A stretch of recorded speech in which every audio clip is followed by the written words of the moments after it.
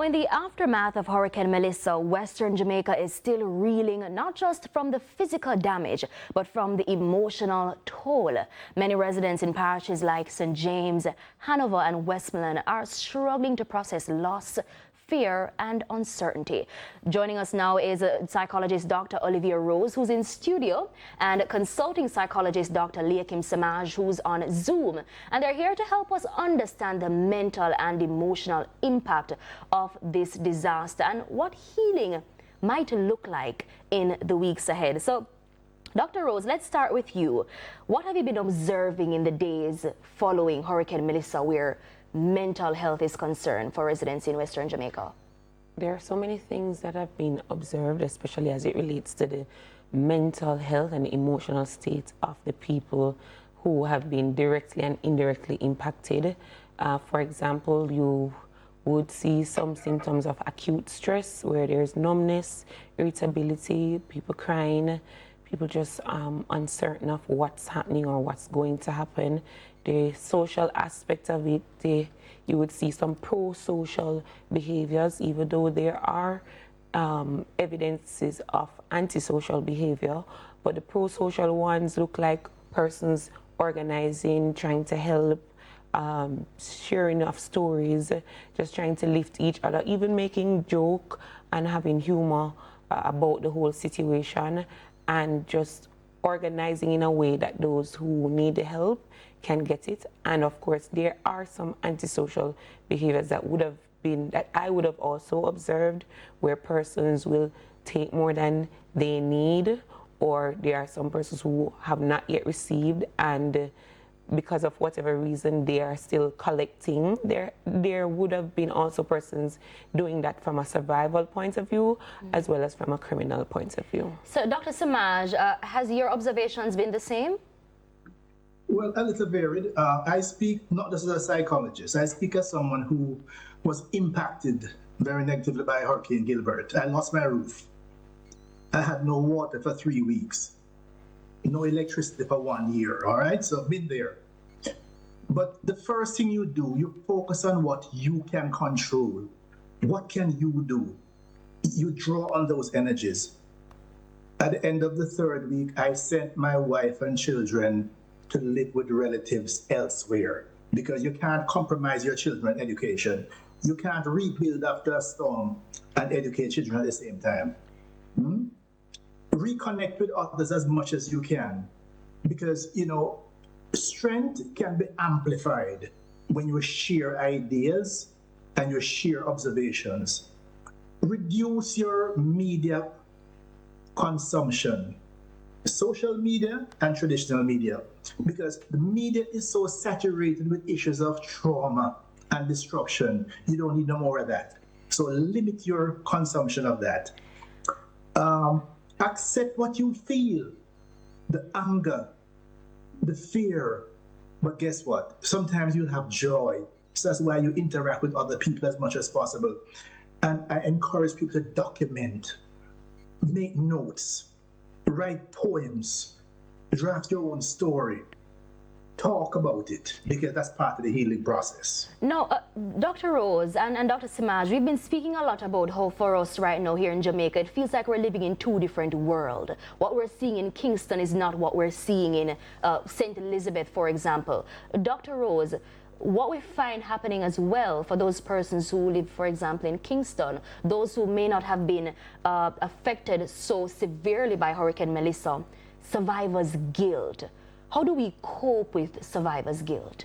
Coping with survivor's guilt, especially after the devastation of Hurricane Melissa, is a feeling that you acknowledge that you've been spared, and it takes the brain into different ways of thinking in terms of why have I been spared, or which hopefully when you answer that question in a positive light can be rechanneled into meaning, and that's where you're able to honor that in terms of service. Or it can also be negative in terms of, oh my gosh, I can't believe I've been spared, what am I going to do? And you start to ruminate in a negative way. Survivor's guilt also shows that you are human and you understand and have empathy, you understand the reality of someone else. But to help with that, it's pointless, or it has no meaning when you are guilty, you cannot act. And so it's important to at least set some time aside to feel badly, but also be grateful in the same time. And it's easy to say because some people want to be on the ground immediately, and having gone there too is sometimes a part of you acting out of the guilt that you've been spared, but also it honors acts of service to help those persons who are in need.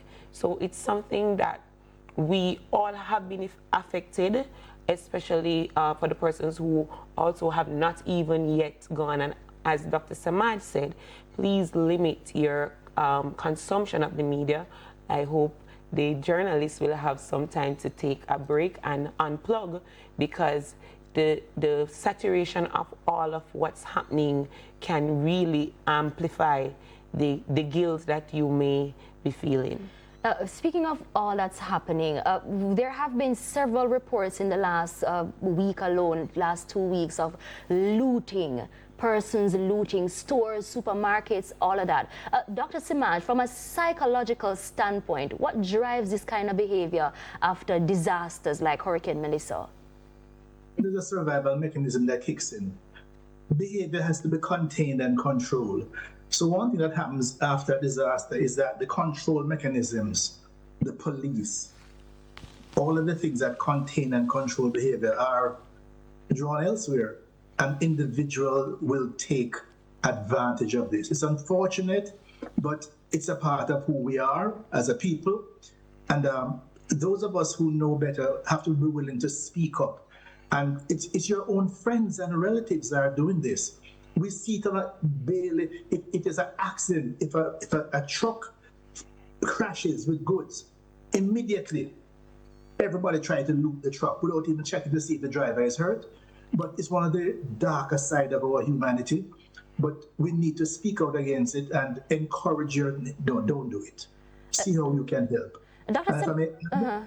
Dr. Samaj, what have you been seeing in children? What have you been hearing in terms of the type of impact that Hurricane Melissa has had on our youngsters in Jamaica, Western Jamaica particularly?